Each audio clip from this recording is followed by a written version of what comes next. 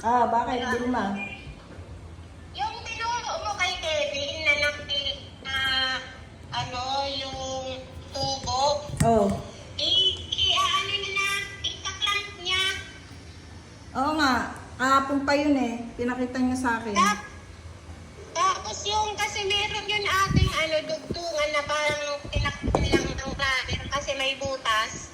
Oo. Sabi ko sa kanya kasi hindi mahihila yung tubo, na lang, lalagyan niya ng permanenting yung pangdugtong talaga yun. Tapos, Oo. tsaka niya ididikit. Meron kang pambiling pintura?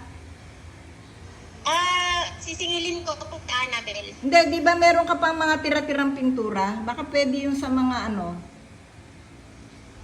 Ano ba? Tingnan ko po kasi tingnan ko po yung kung meron pa. Kasi yung sa mga room, pwede na siyang magpintura ron eh. So may pambili ka ba? Oo. Ha? Mabilis lang naman magliha eh. Oo, liha. Ano ko na lang ate. Dapat nga nung kahapon pa yun eh. Sabi niya wala raw siyang susi.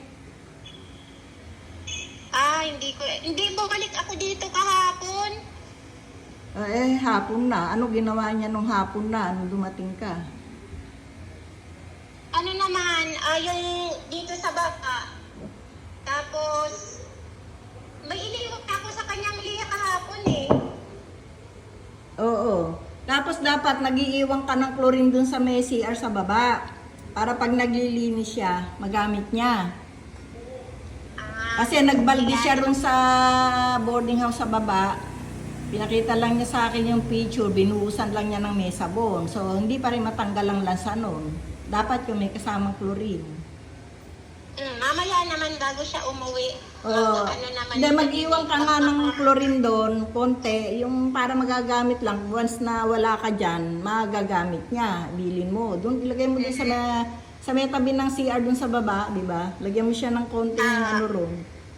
Gamit, para meron siyang nagagamit pagka maglilinis siya. Sige po. Iwan ko na lang.